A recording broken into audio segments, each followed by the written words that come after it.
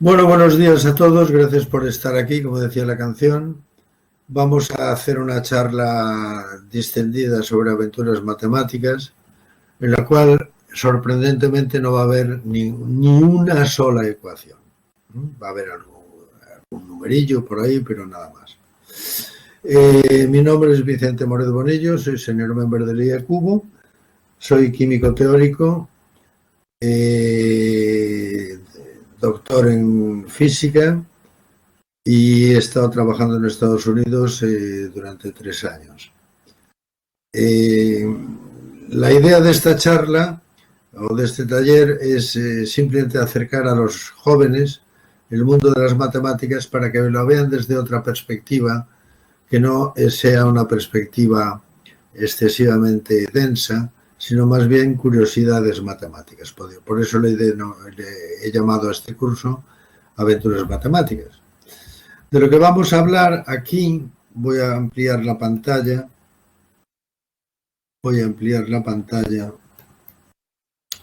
De lo que vamos a hablar aquí es de la evolución de las letras a los números.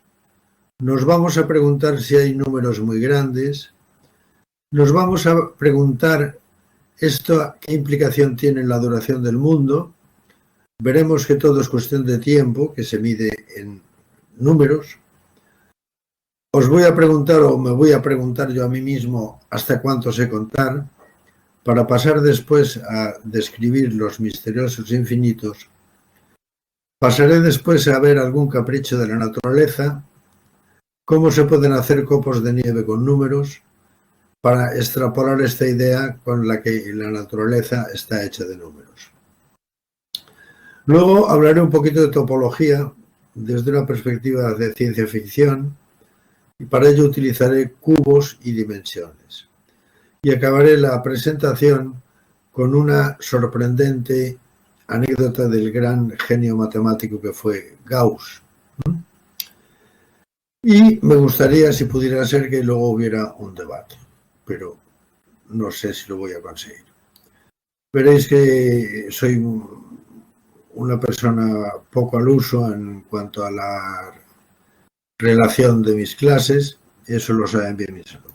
Bueno, vamos a empezar por el principio y cuando lleguemos al final pararemos.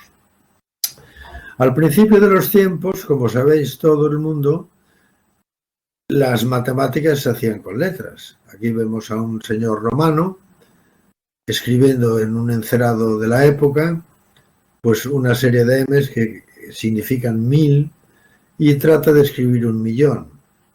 Imaginaros con esta tipología de escritura de los números, la cantidad de encerados que tendría que llenar para escribir ese famoso millón.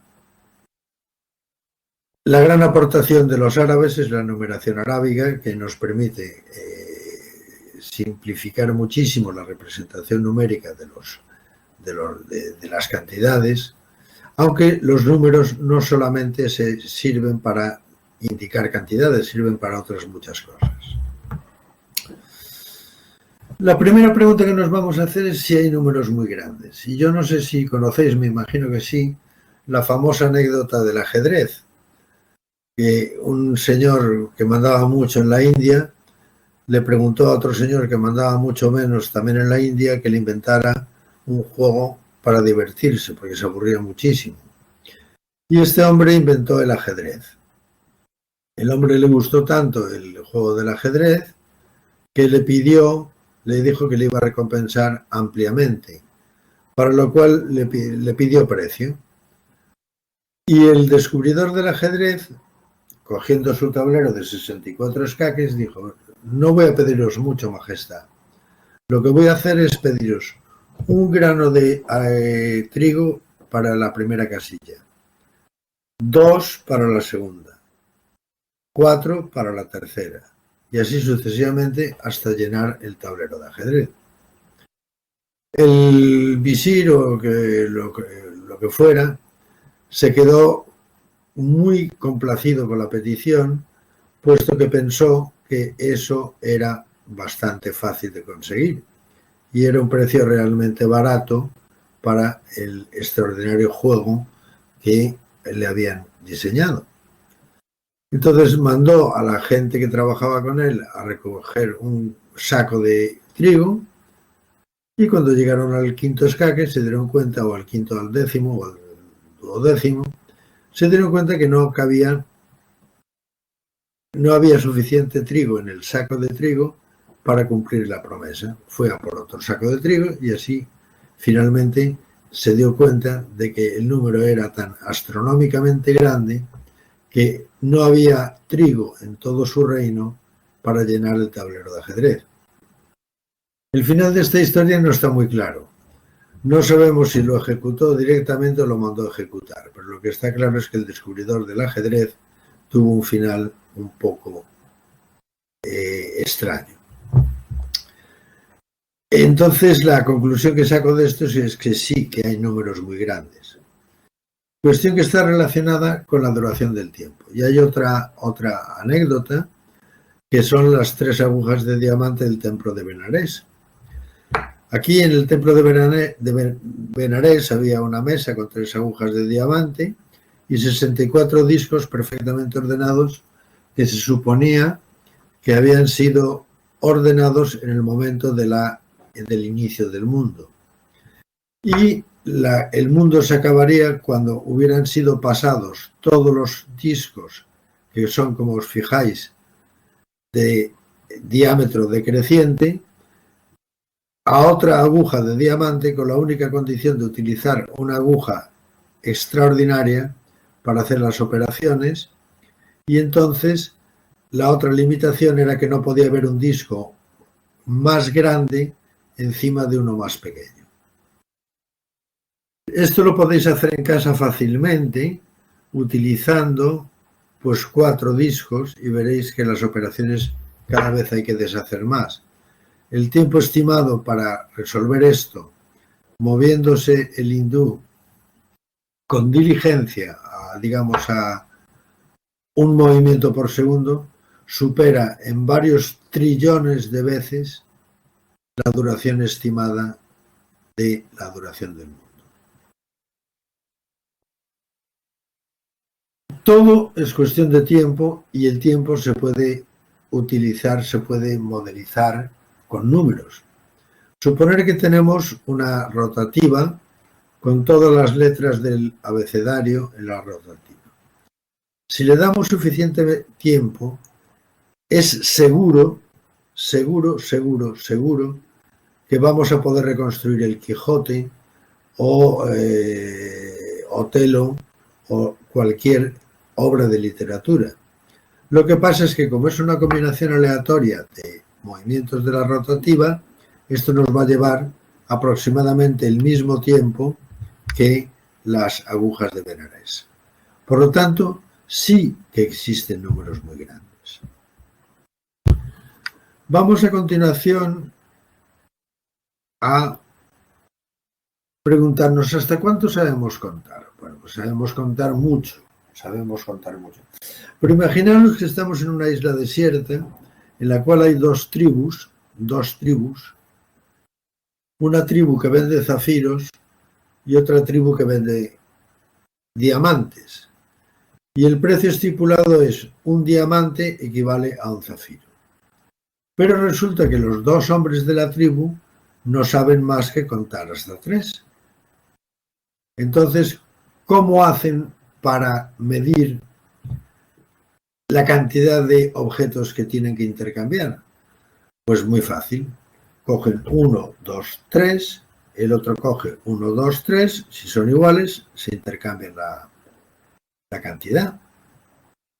Pero claro, si hay más de 3, ya son 4, que son muchos, porque ellos no saben contar más que 3. La idea es hacer grupos de 3 de 3, grupos de 3 de 3 de 3, grupos de 3 de 3 de 3, grupos de 3 de 3 de 3, y así hasta conseguir averiguar si hay más números de un lado que del otro. Pero esto nos lleva a una cuestión muy importante, que es la cuestión misteriosa de los infinitos. Si yo os pregunto qué es un infinito, me decís es un número incontable. Bueno, pues Resulta que Jorge Cantor, que era un matemático, descubrió que había infinitos más grandes que otros. Y al infinito más pequeño le denominó Aleph 0, al infinito mediano le denominó Aleph 1 y al infinito más grande le llamó Aleph 2. Vamos a ver por qué los números infinitos son distintos. Utilizando el mismo ejemplo que utilizábamos con los señores de la tribu esta que no sabían contar más que 3, tienen otra forma de comparar si tiene más uno que el otro, que es colocar todos los zafiros en fila y colocar todos los diamantes en fila, de forma que un diamante se enfrente con un zafiro. Si hay más de un lado, sabemos que ese infinito es más grande que el otro. Esto nos lleva a una paradoja que es muy interesante. Por ejemplo, el infinito de los pares es exactamente igual al infinito de los impares e exactamente igual al infinito de los números enteros. Y exactamente igual al infinito de los números racionales. Siempre podemos colocar un número enfrente del otro hasta nunca acabar.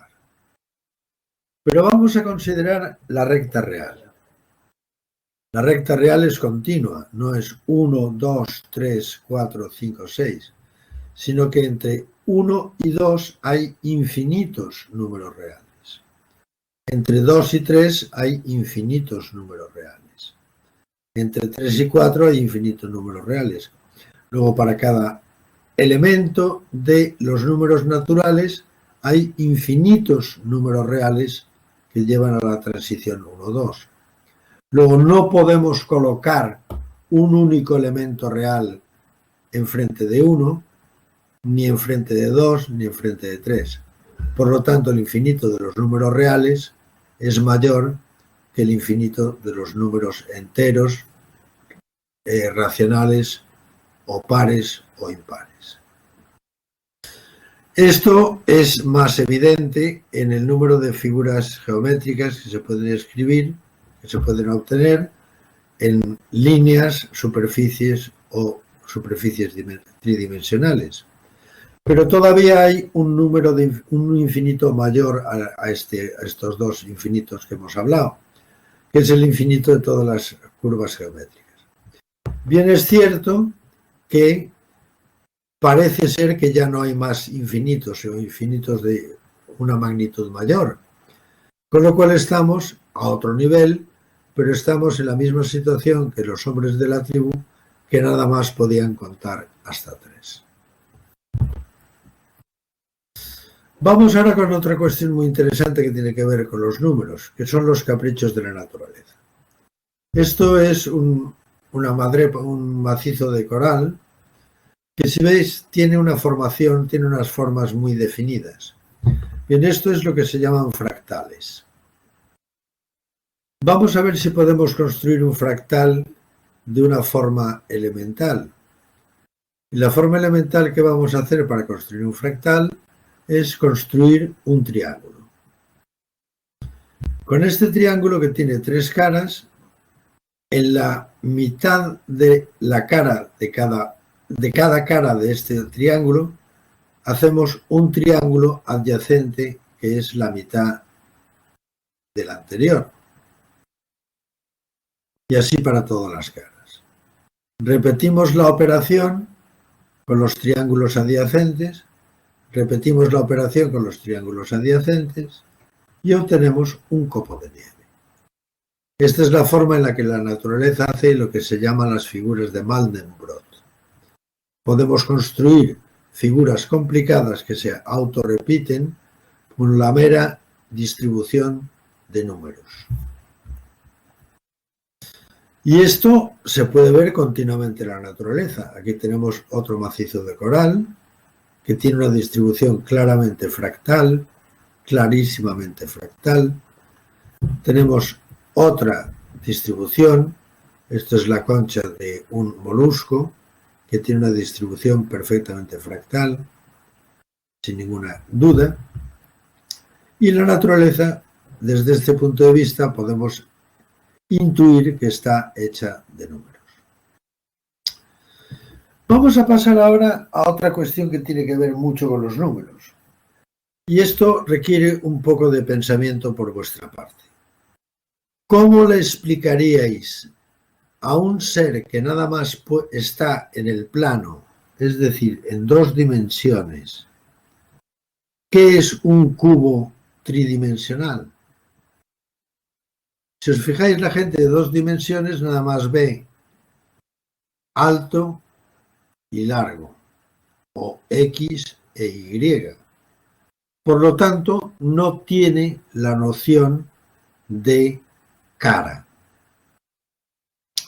Pero vamos a ver si sabe algo de matemáticas, cómo le podemos explicar a este ser de 2 dimensiones qué es un cubo tridimensional. Bueno, pues vamos a coger un cubo de 3 dimensiones, como este de aquí, como este de aquí. Lo vamos a iluminar por aquí. Este cubo está hecho de alambres.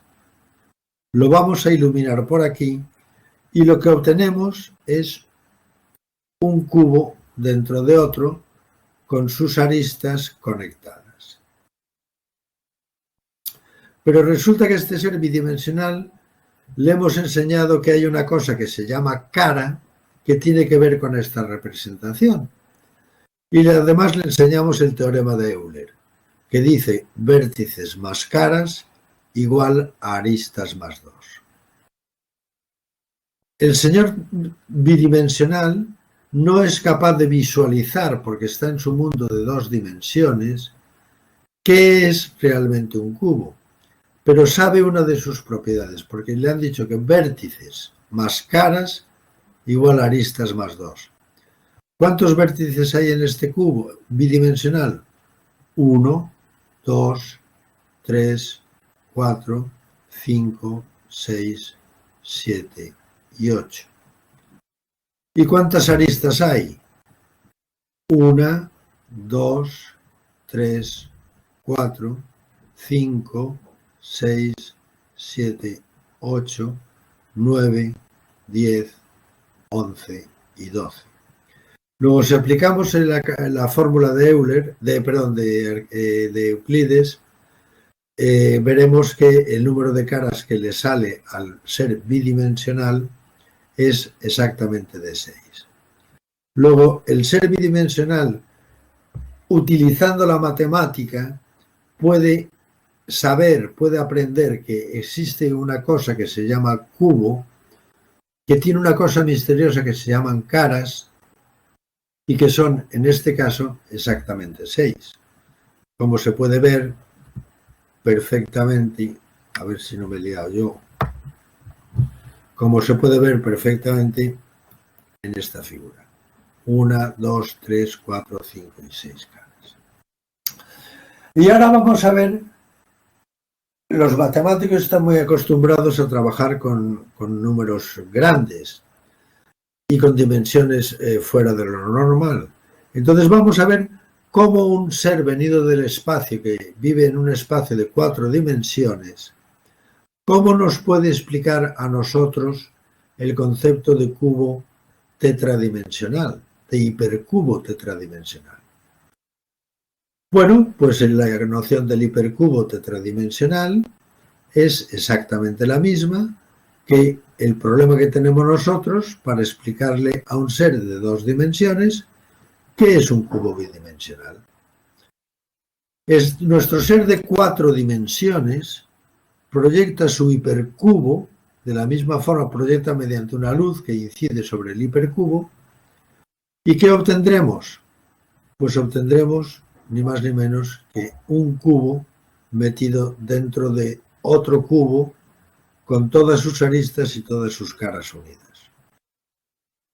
Si hacemos la cuenta y utilizamos el teorema de Euclides, veremos que este hipercubo tetradimensional tiene 64 caras. No sabemos qué aspecto tiene ese cubo tetradimensional, pero sabemos que tiene una propiedad que es la hipercara y que en el hipercubo son exactamente 64 caras. Esto nos da una idea de cómo se puede utilizar la imaginación para resolver problemas matemáticos. Vamos a hablar, voy un poco rápido de tiempo, pero vamos a hablar de una anécdota absolutamente fantástica que a mí realmente me supuso un shock cuando la aprendí. Gauss es para mí, sin duda, el mayor genio matemático que hubo en el mundo. A la edad de unos 10, 12 años, iba a la clase del pueblo y el profesor de matemáticas se ve que no tenía muchas ganas de trabajar aquel día y le propuso a Gauss, bueno, le propuso a toda la clase, por supuesto, un problema matemático simplemente para matar el tiempo, porque no le apetecía dar clase. El problema matemático era el siguiente: coger los números del 0 al 100, sumadlos y a ver cuál es el resultado. Claro, la gente se quedó absolutamente espantada de la cuestión, puesto que era hacer un montón de sumas. Empezaron a trabajar y a los 3 minutos o 4 minutos se levantó el genio matemático de Gauss con su pizarrín y le dijo al profesor de matemáticas: el resultado es 5050. El profesor de matemáticas, asombrado por la rapidez de la contestación, le dijo: pero señor Gauss, ¿qué me está usted diciendo? Si el resultado es exacto, ¿cómo ha podido usted sumar tan rápidamente los números? Y Gauss le dijo: no he hecho prácticamente ninguna suma. Lo único que he hecho ha sido lo siguiente: me he dado cuenta de que si cojo el primer número del 1 al 100, 1 más 100 me da 101. Por otra parte, si cojo 2 más 99, me vuelve a dar 101. Por otra parte, si cojo 3 más 98, me vuelve a dar 101. Bueno, pues como de estos pares de números hay 50, lo único que tengo que hacer es multiplicar 50 por 101 y me da 5050. Y este es precisamente el arte de la matemática: encontrar soluciones novedosas y sumamente originales a problemas que, de hacerlos mecánicamente, nos pueden llevar mucho tiempo de realizar e incluso infinito tiempo de realizar. Y con esta anécdota casi doy por terminada la charla. Me ha resultado un poco escueta en este caso, pero sí me gustaría abrir un pequeño debate para que me preguntéis cosas si lo tenéis a bien. Te contesto, me pregunta Hugo: ¿quién creó los números binarios? Buena pregunta. Los números binarios no son, te refieres a ceros y unos, me imagino. Realmente surgen del mundo de la lógica para designar aseveraciones que son ciertas o falsas. Arbitrariamente, mira, eso te lo voy a explicar de otra forma. Si me das un minuto, te lo explico muy bien. Sale de la lógica para dar una perspectiva de lo que es cierto y lo que es falso. Pero déjame que cargue otra presentación. La pregunta me ha hecho mucha ilusión que me la hagas, porque la cuestión es muy interesante. Vamos a ver, esta es una charla que tengo que dar sobre computación cuántica, pero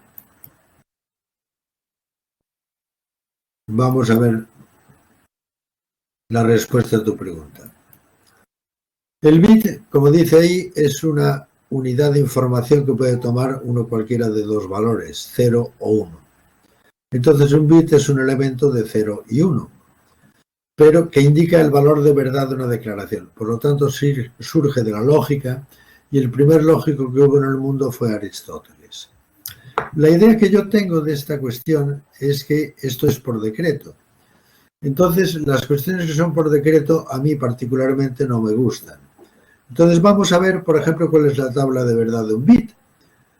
Todo el mundo está familiarizado con el tema de la tabla de verdad, pero es que el resultado de la pregunta es que no tiene sentido.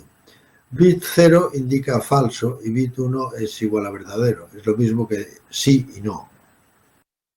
Entonces el valor de un bit nos informa sobre el estado de algo según una lógica discreta binaria y por lo tanto discreta.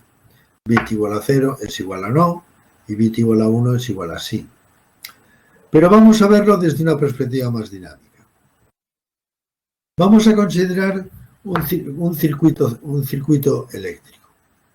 Este circuito eléctrico tiene una fuente de alimentación que en la corriente va en este sentido, y aquí tenemos una bombilla que yo he puesto en forma de emoticono. Si yo abro el circuito, no circula corriente, y el truco del almendruco consiste en situar dos puntos, A antes de la bombilla y B después de la bombilla. Cuando yo abro el circuito, no hay alimentación en la bombilla está apagada, y no pasa corriente por A y no pasa corriente por B. ¿De acuerdo? Ahora enciendo el circuito. Y el emoticono se me pone contento. Tengo A y tengo B. Por A pasa la misma corriente que por B. El emoticono está contento y el estado de A y B es el mismo. Bien, llevado esto al tema, si vemos el bit desde una perspectiva dinámica, ya no estrictamente lógica, el nuevo bit es una carota triste, es un bit 0, no circula corriente, y el bit 1 es una carota contenta por la cual circula corriente. Si la corriente va de A a B, fíjate que esto lo podemos poner en forma de matriz. A es igual a 0, A igual a 1, B igual a 0, B igual a 1. Si A es igual a 0, ¿qué tiene que ocurrir? Que B sea igual a 0. ¿Sí? Y entonces el cruce A0, B0 es cierto. Sin embargo, el cruce A0, B1 es falso. Si por el contrario pasa corriente, el cruce A1 es falso, el cruce A1, B0 es falso y el cruce A1, B1 es cierto. Con lo cual podemos pasar de una representación binaria, tal como tú la preguntabas, a una representación matricial, en donde un bit 0 puede representarse por una matriz columna 1, 0 y un bit 1 puede representarse como una columna, como una matriz columna que se llama ket1, que es la 0,1. Bueno, pues este tratamiento numérico del bit, que ya digo fue propuesto de una forma lógica por Aristóteles, da lugar a la notación precisamente de la mecánica cuántica, lo que se llama la notación de Dirac. ¿He contestado a tu pregunta?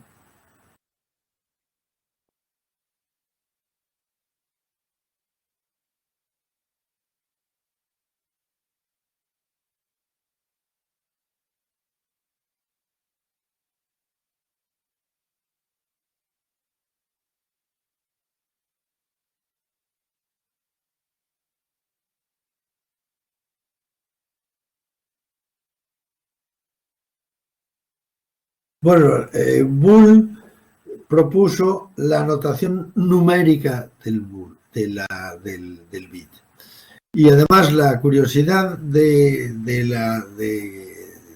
Boole es que pretendía utilizar el concepto binario para demostrar la existencia de Dios. Esa es una anécdota muy bonita que pues, podría haber contado, pero que ahora ya por falta de tiempo pues me es imposible. Pero me la puedes preguntar offline cuando quieras. Vale, pues muchas gracias a todos por vuestra asistencia y encantado de estar una vez más en Maker Faire. Gracias.